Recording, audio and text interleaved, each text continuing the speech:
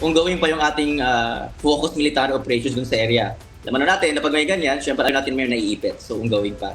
Nagpapatuloy pa rin hanggang sa ngayon ang pagtugis ng militar sa mga miyembro ng New People's Army o NPA sa Abra de Ilog, Occidental Mindoro. Isang linggo matapos masawi sa lugar ang isang estudyante mula sa isang universidad sa Maynila na sinasabing miyembro ng NPA. Matapos makumpirma ang sumbong ng mga sibilyan sa presensya ng armadong grupo sa Sitio Mamara, Barangay Cabacao, Abra de Ilog, agad nagsagawa ng focus operation ang 2nd Infantry Division ng Philippine Army sa bulubunduking bahagi ng lugar. Nagkaroon kasi sila ng malaking meeting. This is in relation to their CPP anniversary, December 26.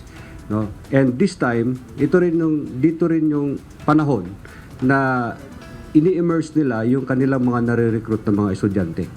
So, from that immersion, dito na nila papasampain sa armadong grupo.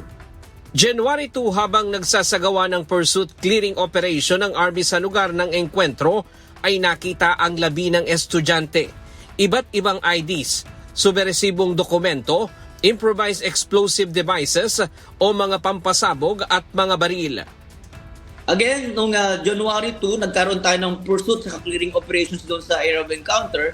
So may discover tayong isang body ng NPA member, abandoned by her companion. So iniwan siya, iniwan ang kanyang companion. So kasi pabigat na siya.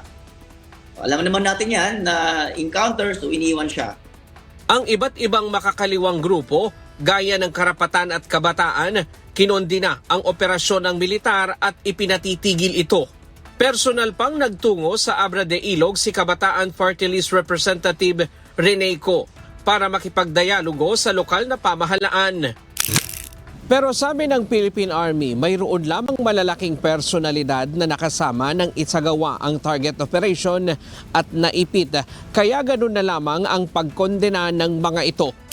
Ito ay nagiging pattern nila dahil ini-expect natin na yung nangyaring plenum, nangyaring malaking meeting nila doon sa Occidental Mindoro, may malalaking tao doon.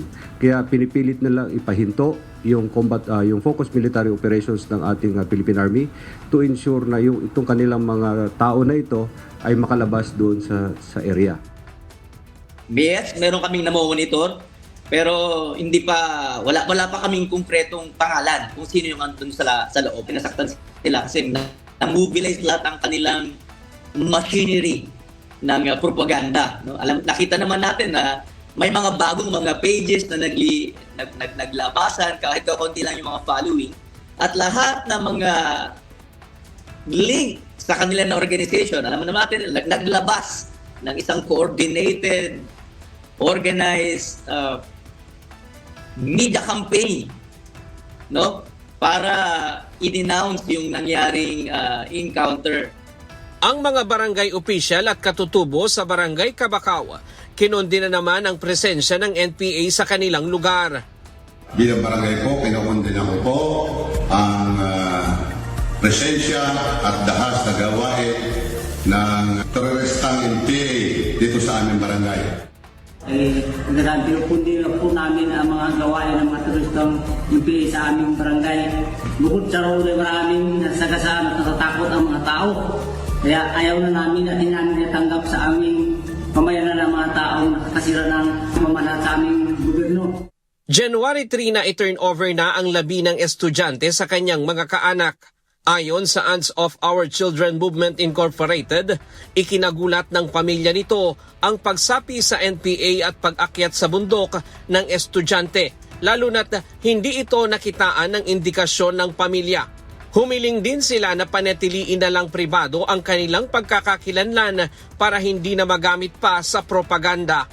Yung family gulat na gulat kasi hindi nila akalain na aakyat ng bundok si yung nanay iyak na iyak mula nung kinuha po namin, nung sinundo po namin from the airport, iyak na iyak kasi hindi ito yung gusto nila talaga, na hindi ito nila inaasahan kasi walang indicators na pinapakita ang bata kasi magaling talaga ito sa time management.